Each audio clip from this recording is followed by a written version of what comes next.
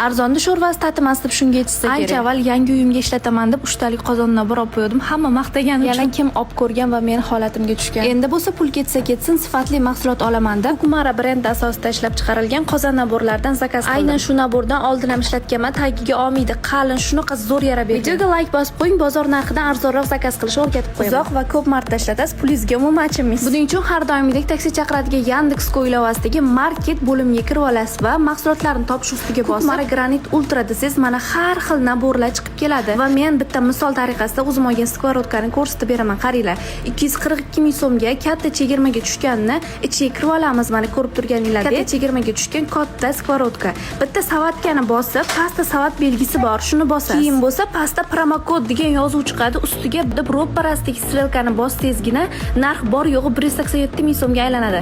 Siz bu promokoddan xohlagan mahsulotingizdan birinchi buyurtmaga foydalansangiz bo'ladi. Rasmiylashtirishga o'tib, 100 ga yaqin punktga zakaz beraverasiz. Keyin olib kelib berishadi. Mahsulotni ko'rib, tekshirib, keyin oplata qilsangiz bo'ladi.